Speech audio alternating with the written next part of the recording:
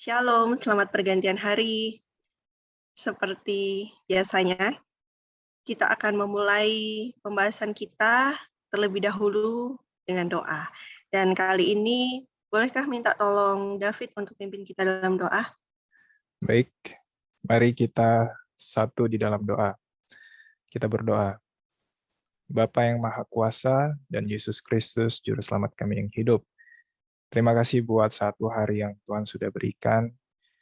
Di pergantian hari ini, kembali kami akan merenungkan sebagian daripada firman-Mu.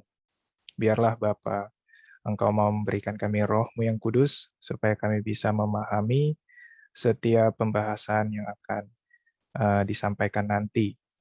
Dan biarlah Tuhan juga mau memberikan roh-Mu kepada Kak Prisil dan juga hamba-Mu ketika membawakan materi ini, agar apa yang kami ucapkan adalah sesuatu yang sesuai dengan kehendak Tuhan.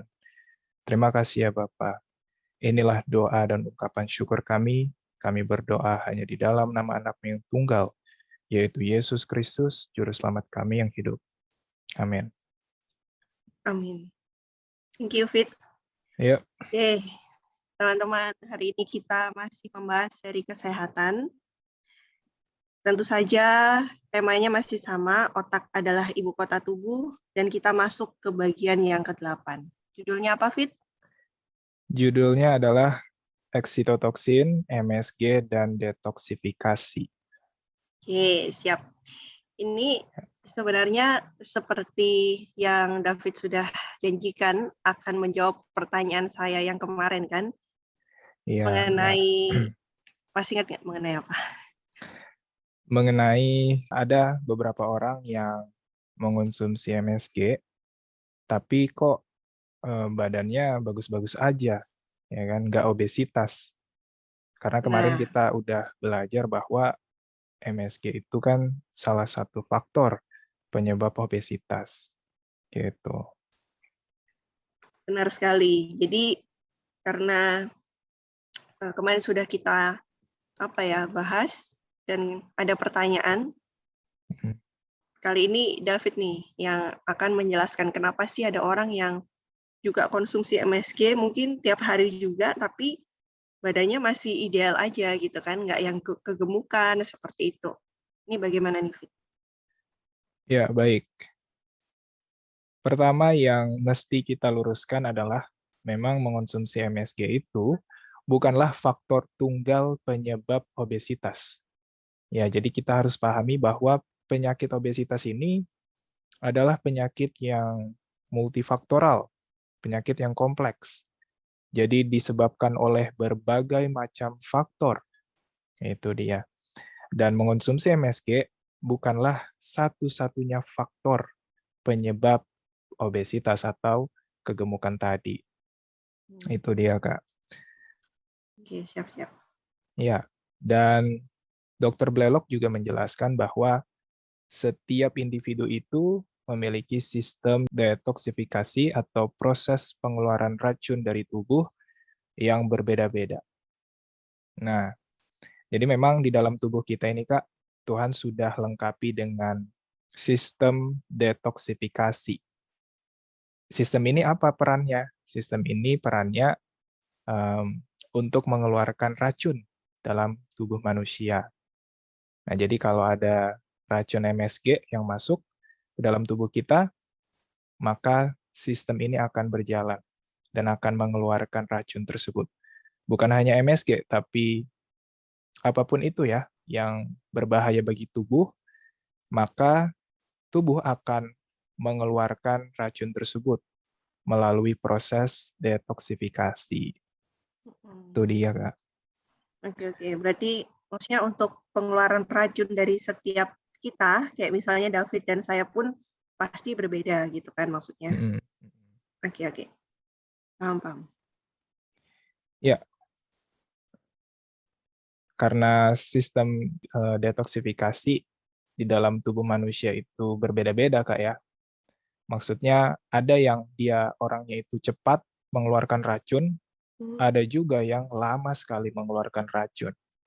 Gitu. Jadi memang nggak sama, Kak. Prosesnya itu tidak semua orang sama, beda-beda gitu.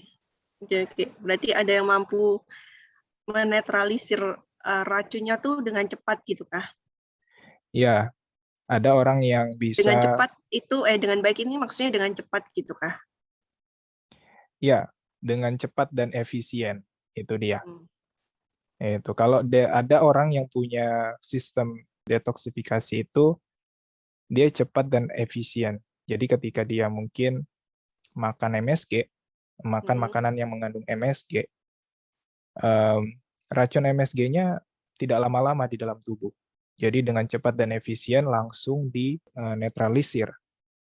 Gitu. Jadi kita mungkin tidak akan melihat masalah dalam jangka waktu yang pendek. Tapi ada juga beberapa orang yang memiliki sistem detoksifikasi yang tidak baik gitu. Jadi mereka perlu proses yang lama dan tidak efisien untuk mengeluarkan racun, termasuk racun MSG tadi. Nah, untuk orang-orang yang seperti ini, Kak, biasanya akan kelihatan tuh dampak negatif dari makanan yang bermicin. Biasanya habis mereka makan tuh, nggak lama tuh biasanya pusing, atau mual, dan lain-lain. Itu dia. Oh, oke. Paham. Jadi memang kita beda-beda ya. Makanya kenapa ada orang yang makan kayak micin atau MSG itu kayaknya fine-fine aja sih di tubuh gitu kan. Kayak nggak ada efeknya. Tapi Hmm. di satu sisi ada orang yang langsung ada efeknya. Karena ini ya, ternyata karena sistem detoksifikasinya tiap orang berbeda-beda. Itu ya berarti. Ya, salah satu penjelasannya bisa seperti itu. Memang Hmm. ada beberapa penjelasan, ya kan? Tapi salah satunya bisa seperti itu. Oke. Hmm. Jadi memang pilihan terbaiknya adalah kita tidak mengonsumsi MSG, walaupun kita memiliki sistem detoksifikasi yang baik, Kak. Gitu. Ini kenapa nih? Apakah karena gini, kalau misalnya saya punya sistem detoksifikasi yang baik gitu kan, kenapa Mhm. tetap pilihan terbaiknya tidak mengkonsumsi MSG? Apakah karena memang sempat tadi disebutkan ya karena itu untuk jangka pendek kan langsung keluar nih, maksudnya ternetralisir. Mhm. Berarti ada jangka panjangnya atau bagaimana nih? Kenapa itu menjadi pilihan terbaik tuh? Iya, pertama memang mungkin secara luar atau secara nampak bagi orang-orang yang memiliki sistem atau proses pengeluaran racun dengan cepat dalam tubuhnya, itu dalam jangka waktu yang pendek tidak kelihatan signifikan dampak negatif yang tampak, ya kan? Tapi sebenarnya, Kak, racun itu tetap memberikan pengaruh yang buruk bagi kesehatan. Itu dia. Walaupun memang tidak nampak secara signifikan, tapi namanya racun, dia tetap bekerja untuk menghancurkan sel. Salah satunya kalau kita bicara tentang MSG, ya MSG tetap menghancurkan atau merusak sel otak atau sel saraf orang tersebut gitu. Dan Oke. ya juga kenapa kita pilihan terbaiknya adalah tidak mengonsumsi MSG, maksudnya makanan yang mengandung MSG, itu karena dalam jangka waktu yang lama tubuh kita pun pada akhirnya juga akan sakit karena pengaruh racun MSG yang terus-menerus kita konsumsi. Dan satu penjelasan lagi kenapa kita sebaiknya tidak mengonsumsi MSG. Karena kalau kita bisa membantu tubuh kita untuk tidak memberatkan mereka, ya kan, dalam proses detoksifikasi, yaitu malah lebih baik. Karena kalau kita makan racun MSG, artinya tubuh kita kan bekerja tuh, Kak. Dia bekerja untuk mengeluarkan racun tersebut. Jadi alangkah baiknya kita membantu tubuh kita untuk tidak memberikan beban untuk mereka bekerja. Jadi memang pilihan terbaik kita, Kak, tidak mengonsumsi makanan yang mengandung MSG. Oke, oke. Ini kalau boleh tahu, bagian tubuh kita mana yang melakukan detoksifikasi? Atau hampir semua bagian? Ya, sebenarnya semua tubuh ini saling berikatan satu sama lain ya kan. Tapi kalau kita mau berbicara tentang detoksifikasi atau pengeluaran racun dari tubuh, salah satu organ yang paling berperan adalah hati atau liver itu. Berarti ini tadi kalau salah satu, maksudnya kan ini kan dia kerjanya lebih keras nih kalau ada racun. Maksudnya racun masuk ke tubuh, kita punya tubuh ini kerjanya lebih keras kan? Tadi Ya, kan gitu. yep. Nah, berarti ini salah satu organ yang bekerja keras, salah satunya adalah di hati, gitu ya. Iya, benar Kak, benar. Terus kalau kerjanya keras terus, berarti nanti bisa rusak nggak sih? Maksudnya lebih cepat rusak nggak atau gimana sih? Iya, bisa lebih cepat rusak atau dia ya karena kelelahan ya Kak ya. Bisa karena kelelahan. Karena namanya organ tetap kalau dia bekerja terlalu keras, ya itu tidak baik, ya kan? Itu bisa membuat liver kita dan organ lain bekerja terlalu berat sehingga mereka bisa rusak atau bisa sakit lebih awal. Seperti itu, Kak. Oke, paham. Kayaknya sudah tahu nih kenapa sih kalau bisa menghindari MSG itu adalah pilihan yang terbaik gitu kan, tidak mengkonsumsi MSG itu pilihan terbaik. Kayaknya sudah punya gambaran gitu kan. Oke. Iya. Iya, Kak. Iya, jadi kita kan udah tahu ya, Kak ya, MSG ini memang tidak baik untuk tubuh kita, secara khusus untuk otak kita. Dan ya, untuk itulah karena kita tahu bahwa ini sesuatu yang tidak baik, harus kita hindari, ya kan?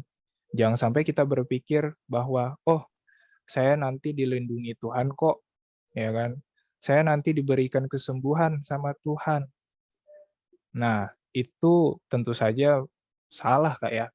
Namanya kita sudah tahu bahwa ini adalah sesuatu yang salah, maka kita harus hindari kalau kita sudah dikasih tahu Tuhan.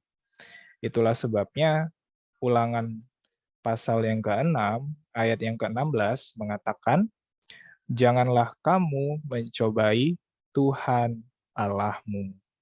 Itu. Ya.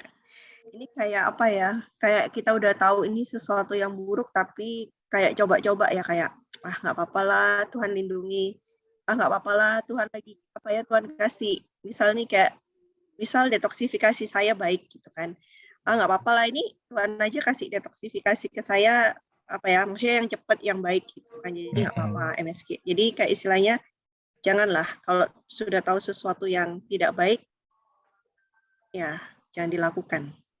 Begitu ya. Iya benar Kak, benar. Ya, jadi jikalau kita mengetahui bahwa MSG itu berbahaya, janganlah kita membiasakan lidah kita dengan makanan-makanan seperti itu. Karena Tuhan tidak akan melindungi anaknya yang berjalan pada jalan yang salah. Jadi sebenarnya ya kita bisa membiasakan lidah kita untuk menyukai makanan-makanan yang tidak mengandung MSG. Gitu. Jadi mungkin ada orang yang berpikir, waduh, saya kok setelah tidak makan MSG benar-benar lemas, benar-benar tidak bergairah kalau makan. Nah, yang saya mau katakan adalah itu adalah proses. Itu kita bisa membiasakan lidah kita untuk tidak mencintai atau tidak menyukai makanan-makanan yang ber-MSG. Makanya ada prosesnya. Gitu. Jadi buat teman-teman yang mungkin mencoba untuk mengurangi MSG atau melepaskan melepaskan diri dari MSG, ya itu tetap harus dicoba. Dan kalaupun ada efek-efek seperti mungkin lemas, mungkin makanan terasa hambar, Ya, itu adalah prosesnya. Pada akhirnya nanti lidah kita akan bisa terbiasa dengan makanan-makanan yang sederhana. Itu dia. Kita yakin dengan kuasa Tuhan, kita bisa mengalahkan dosa. Itu dia, Kak. Amin. Benar, benar, benar.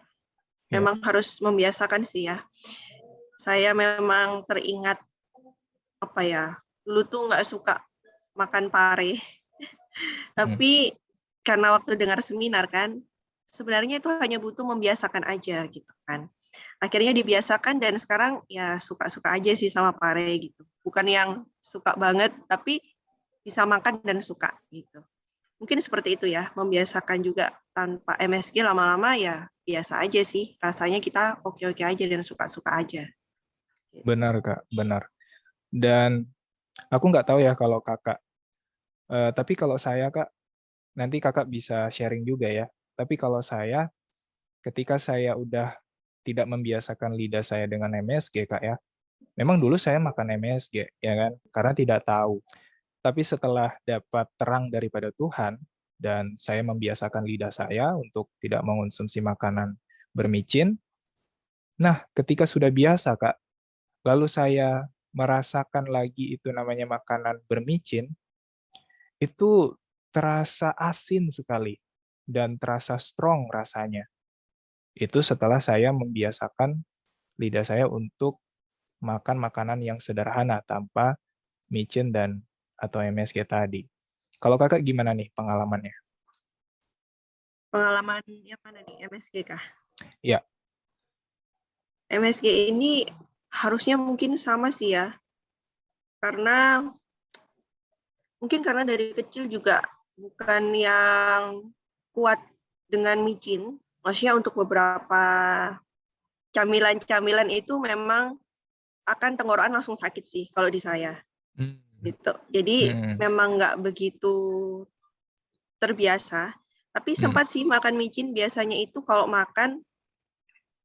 kemakan ya, yang pertama bisa tenggorokan sakit, langsung batuk juga bisa. Ini kalau efeknya ke saya sih ya. Terus kalau rasa ya pasti beda gitu. Sama apalagi ya biasanya, sama sering haus. Entah kenapa. Saya cukup sering haus dan kadang tuh kalau terlalu strong, maksudnya dia kasih micinnya kan ada tuh orang kasih micin terlalu banyak.